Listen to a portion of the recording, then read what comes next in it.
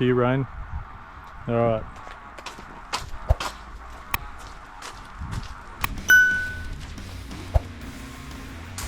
HoonTV!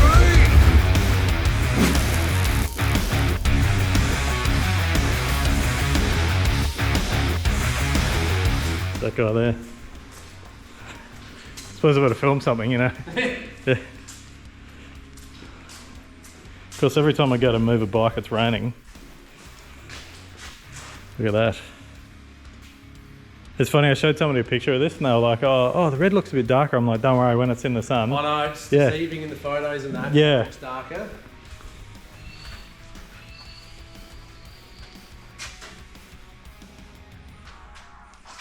Yeah, as soon as we put the light on it, yeah, it made so much difference. That's so. it. Like, obviously on a nice day out in the sun, the brightness from it will really show the vibrancy.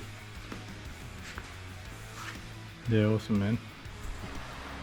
I swear the forecast was like, yeah, it's just going to be sunny all afternoon.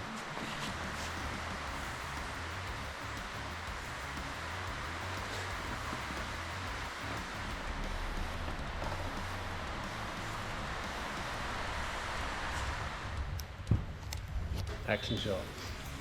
That's it.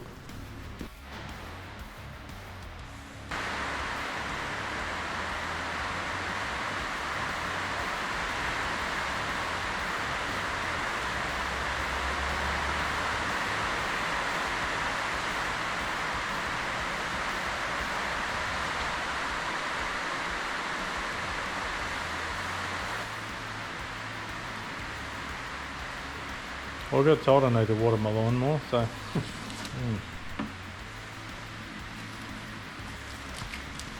Easy as that. Alright, it's seat time on the bike. That's pretty much the last thing to do on it. Just like I think I've mentioned before, just got to go do a nut and bolt check on it and everything like that. Riding was probably going to be show duties and having a spirited cruise around a track. Don't want to scratch it. Seat wise, what I do here is I use this stuff here, which is a big ass piece of foam from a company in the UK called Race Seat Foam, and there's a piece I've used before to make another seat, but yeah, basically that's big enough for what I need. And then also using some of this stuff, which is tack paper, which is kind of what the stuff that you get the back of your vinyl cut stickers stuck to when sticker people do stuff for you. So what I've done, I'm going to put that down over there. I have a big old school pencil here, engineering pencil. So what I've done is I've got this on here, and pretty much I'm not exactly sure if this is the finished result yet because I've got to go back and look at the pictures of the bike, but what I've got is I've basically got this sitting on here. I've worked out where the two cutouts are for the bolts that hold the rear fairing down, and then I've pretty much come from the side of the tanky with a ruler to the side of these holes to work out the center point here, and then I can actually go and string line from here across the top. And it's kind of visual, but if I'm using a spirit level or something like that, it's probably being a bit pedantic if I really want to get it perfect, but I do like getting these things perfect. But that's kind of where I'm at with that. I've pretty much just got to peel that off now and then put it on a flat surface, which will probably be more than likely on the foam, and then work out exactly how I'm going to cut it. But the main thing for me is, even though it's low tack paper, I don't want to leave it on there too long because I might leave some residue and crap on there. But once we do that, we bring that onto here, and then I cut out the shape, and then from there I tend to like to sand the edges by hand and then clean them up, and yeah, work out exactly what it's going to do. But that's quite thick, so I actually put nice curved edges on them and so forth. And yes, and this is like a million pieces of drag car here at the moment, so get that all nicely shaped up, and then it's got some pretty good adhesion, this stuff, so should stick well to the bike. I've actually made one not long ago, not to my complete taste, but just to fit this fairing for this one here. I had to scallop a lot because this one curves down, so the problem is because it's quite thick and dense, if it's still the main thickness there, it'd never stick over that edge because it's just pulling up so hard. So scalloped a lot, but on this other one it should be fairly flat, so it'll be much easier. But that's pretty much the last thing to do on this bike. There's one sticker change I want to do to it, but other than that it's all pretty hunky-dory. So yeah, really happy with the way it's progressed, and looking forward to getting it out and showing people, because only some close friends have seen it so far. So yeah, pretty cool. I swear my neighbours must think I'm nuts, or I'm just out in the shed talking to myself all the time.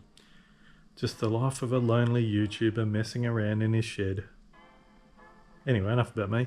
And that bike there, that's done. But here we are. It's all done. And I'm not going to start it up because it's about 10 o'clock at night. So that might really piss off the neighbours. But I'll slip this cover off. FYI, bargain bike covers and scratch free. These are just literally painter's drop sheets that you can get from Bunnings. So I like using these because you can still see the bike, see? But also they're dirt cheap, and yeah, they don't really sort of scratch on the paint and so forth. And if you damage it, then you throw it in the bin and get another one, or get it dirty. So that can go there. And there's the seat that I made. So that's all scalloped. I did start filming this, but it's super boring. Basically, I cut it all into shape, and then I get a metal ruler and I run a blade down the edge, and then I just give it a little finish off with a bit of sandpaper. And then also on there, got the backstop. So this thing is all done, and I'm actually really looking forward to getting it out. I've been sort of holding off on putting this bike up, but I decided, you know what, screw it, I'm going to put this video up to show it. It's not really a grand unveiling or anything like that, but I mean, it's not like I was making something that nobody had ever seen before. So this is pretty much a replica of the bike that 4 people, Trip Nobles, Eric Bostrom, Curtis Roberts and Nicky Hayden raced. I've just gone for the Nicky. No disrespect to the other guys, just Nicky is, well, he's not around anymore, so it's a bit of a tribute to him. So, and he was a pretty awesome guy. And so were the other guys, but you know, I'm sure they'll all see the reasoning behind me putting Nicky on there. So I'm very happy with this. It sounds as good as it looks. I'm so happy with it. And what I'm actually hoping to do is, as much as I'm a photographer myself, I'd love to really work with some local content creators or somebody who wants to do some video or some photography, a thing like that, that's interested in doing something cool with this bike, maybe even both of those bikes. But yeah, let me know, hit me up. It's just sitting here. I'm pretty keen to either get it out to the bend and shoot it there or something like that, and just get some nice, really pretty shots of it, because I mean, it's a bit of a waste of it sitting here in the shed doing nothing. Alright, so the other reason I'm putting this video up right now is because I'm really excited. The CBR900 group that myself, Mark and Ian run on Facebook is pretty much bang on 20,000 members right now, and that's 20,000 quality members as well. We've had to kick out a lot of riffraff posting junk and all sorts of stuff like that, but the group is dedicated to 1992 to 1999 Fireblades. I've mentioned this before. The reason for that is that between those years, the bikes are very similar in design and style.